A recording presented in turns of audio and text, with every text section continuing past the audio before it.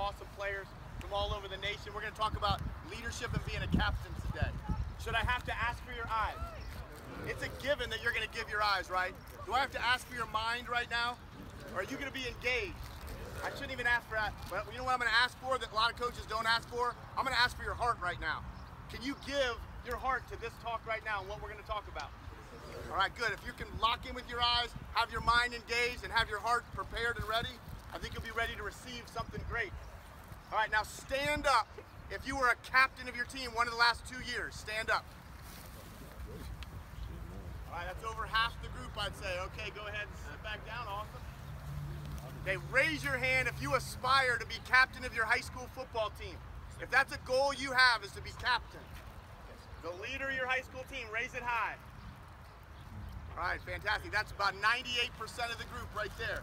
Wants to be captain. Do you know what it takes to become captain? In a lot of awful places, becoming captain is a popularity contest. Or it's the person who, you know, is tight with the coach and he's kind of been around for a long time and he's just automatically named captain. And that's a horrible, horrible situation that is going to end, okay, in a place where that team doesn't make it as far as they could make it. Guys don't get developed the way they could be developed. But you raised your hand and you said, I want to be captain.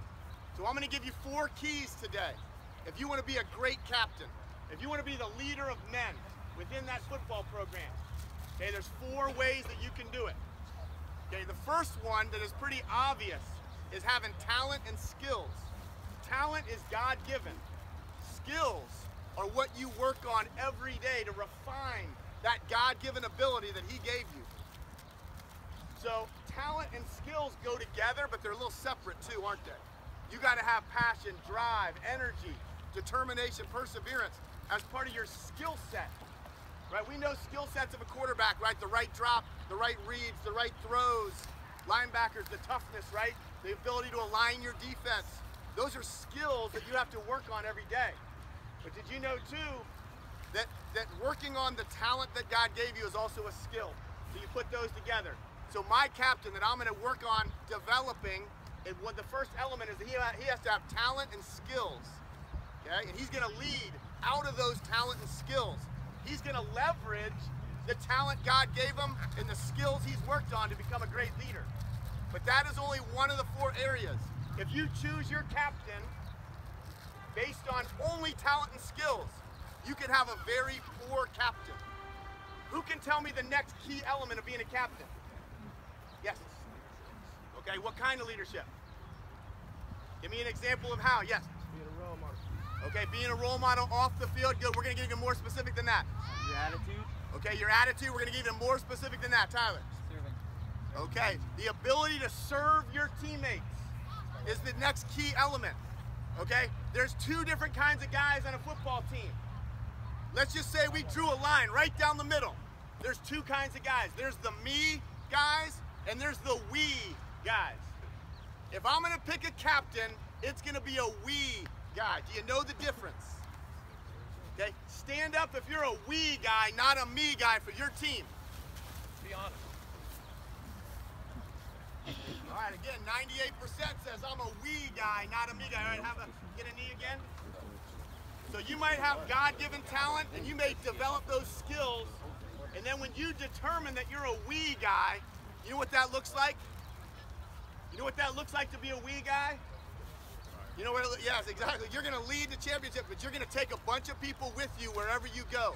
You don't go to the weight room alone when you're a we guy, right? You don't go out and throw and catch alone. You take your whole core of receivers.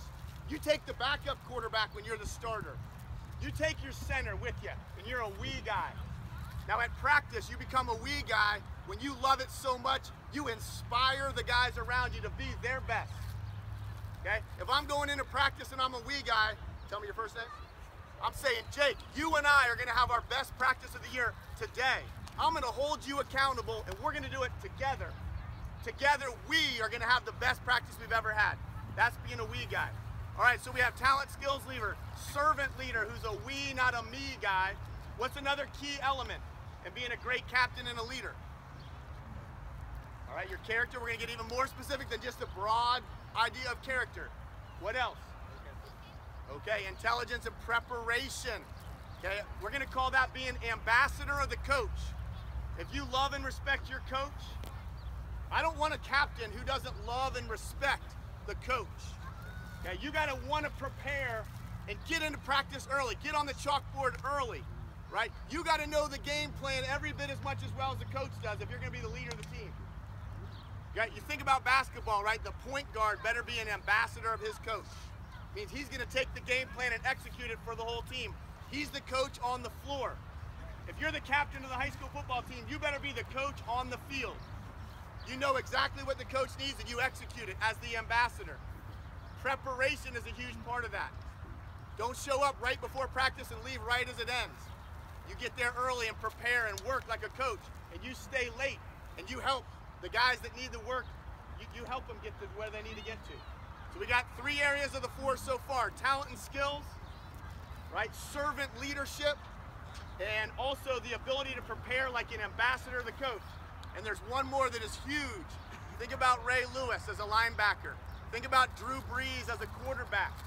Okay, think about the guys that lead their team into the battle. Okay, what is an element that they have as a leader that is that 4th element? Yes. Okay, passion, which also translates into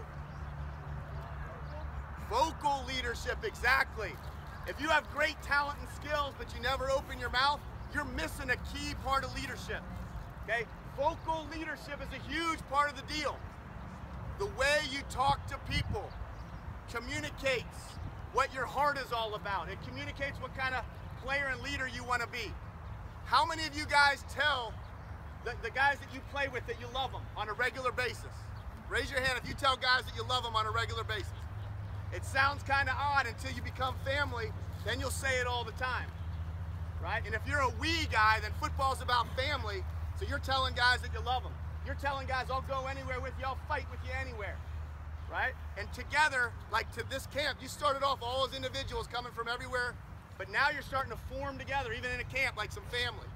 But the guys that rise to the top are the vocal leaders who talk about what it means to them to accomplish something great. I hope that you guys as captains will get up in front of your team every Friday night and you'll pour your heart and soul out to your teammates. You'll look them in the eye and you'll say, you can get everything that I got.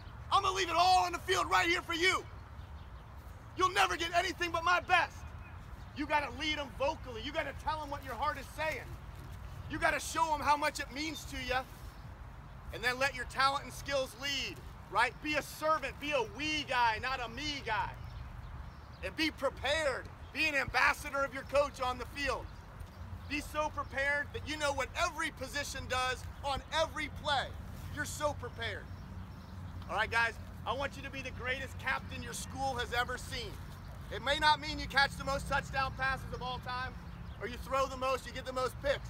You can be the greatest leader and captain your school has ever seen if you lead the right way, because you love people. You want to tell guys what your passion is. You're prepared. You use the talent God gave you and you mix it with the skills that you're working on. And then the biggest one, guys, be a servant leader, right? And it doesn't just mean get the water for other guys. It means be a we guy. When you go to a party, you think about what it means to your teammates, the way you act, the things you do. Because you're a we guy, you make good decisions. Me guys make bad decisions. We guys make great decisions. All right, let's bring it up. Let's bring it up. Hey, captain on 3. Hey, let's hear it for coach. Let's hear it for coach, guys. Give a hand. Hey, captain